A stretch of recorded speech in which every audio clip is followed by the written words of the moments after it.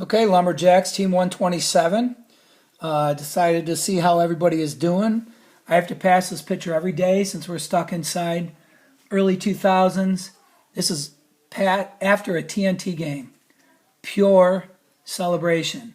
Sweat, blood, dirt. This is Matt Scalise, who comes in, works out with you guys. He lives in Baltimore now, doing great things all over the country. Does really well. Steve Julian lives right in town. Two little daughters, right from NT. But this was our Mike and Will linebacker, and we were a lot better team than Tonawanda that year. But look at that excitement level. This is what we need, guys. Right now, you have to start getting yourself ready, even in these down times, and give us the opportunity to turn this TNT back to where we need to be. We don't like to talk about the past, but you got to learn from the past to get better for the future. Okay, so I put out a quiz before I knew how to work Schoology, and a lot of you guys probably couldn't open it. Now that I'm teaching, there's been a delay with football because we're back to school, and I have a lot to learn with putting my videos up from my classroom. So make sure you're doing your schoolwork first. If you have time, let's learn football. And it should be a commitment. We do have time. Instead of playing video games for that extra time, we're going to try to do some more work, football, on Hudl and on Schoology to get us going. So with some of I only got 3 quizzes back, and so I was pretty ticked off. But then I realized some of you guys probably have no idea what to do. So when we are scouting for a game, I'm going to ask you guys to go to westernnewyorkathletics.com, okay? And this says A2, all right? And you are asked to look at Amherst. So you go to high schools, boys football, okay? We're waiting, and this is last year's league schedule, and you scroll down here, here's A2, and you'll see the teams we played in A2. Now, for last year, it says print team packet. You guys don't have to print it, but this has all the information about Amherst. Amherst is week 2 of next year right now, maybe week 3. And here's our NT score right there. Sometimes the stats aren't accurate perfectly, but it gives you an idea what kids can play and who's going to help them. Here's the roster. All right, so some of you were looking at our tape from last year. It's hard to read the roster, but you could tell who's coming back. If they're listed as a junior, obviously they're going to be on the team next year.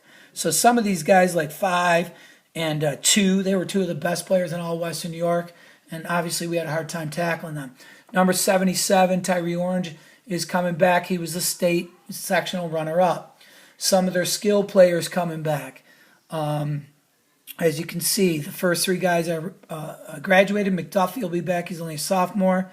And then down here, their quarterback, Tabiri started out as a passing quarterback at the beginning of the year, is coming back, but they're going more to Isaiah Okoro, more the running quarterback, who, if you keep watching the film, played in week 9, their last game. So this shows you their defense, who's their leading tacklers, et cetera, et cetera. A lot of good information. So when I put a quiz up, next quiz, you'll be able to pinpoint exactly what guys are coming back and who we have to be aware of. Okay, so now here we are at Hudl. And just so you guys understand, and this was a big problem because I marked the Amherst NT game for next season, 2020-2021. So that was probably another issue we had. So as you can see, there's Amherst. NT at Amherst is right here. And some of you guys need to understand how this works. When you're viewing it from the computer, I know you guys like to watch it on your phone, but if you go to full screen, then it has all the formations and everything on there. Okay? And that was kind of a bad example. Let's go to a defensive one right here. Okay, this is NT with the ball. Okay, so we got this all in here. And a lot of times, all our NT stuff, we like to, teach with that.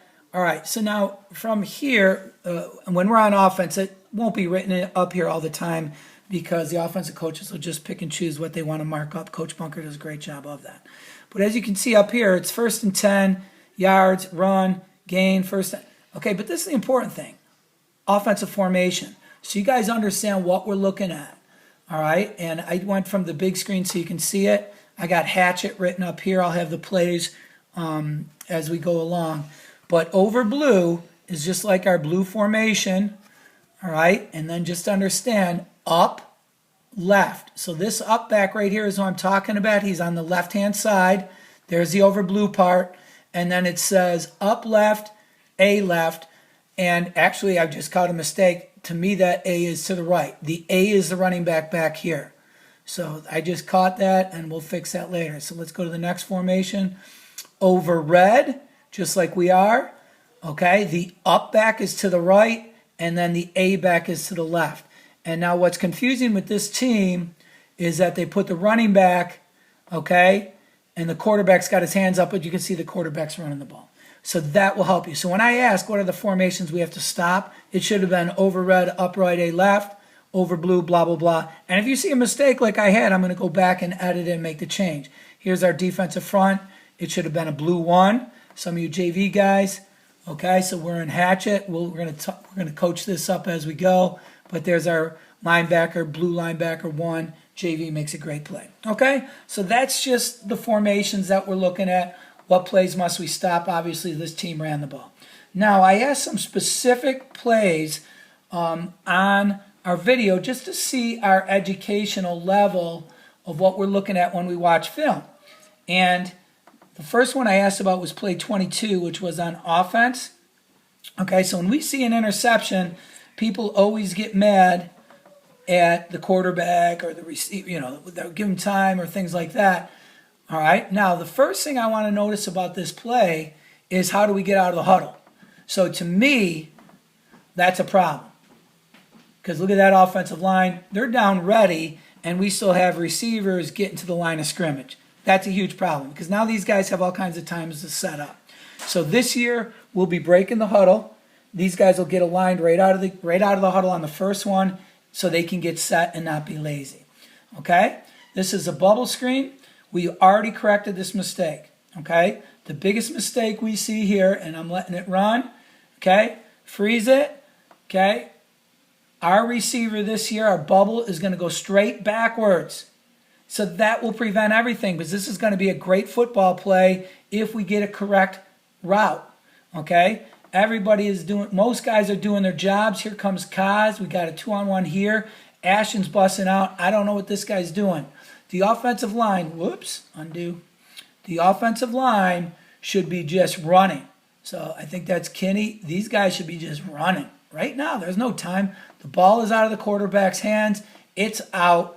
Okay, if we get this thing backward, okay, then we're in great shape. Okay, now look at this sideline. This is just a momentum killer. This is a well-blocked play. Quarterback had nowhere else to go but to throw that. Probably should have thrown it into the sidelines. All right, so. Coach, we're at 8 minutes. 8 minutes already? Yeah. Okay, hit pause.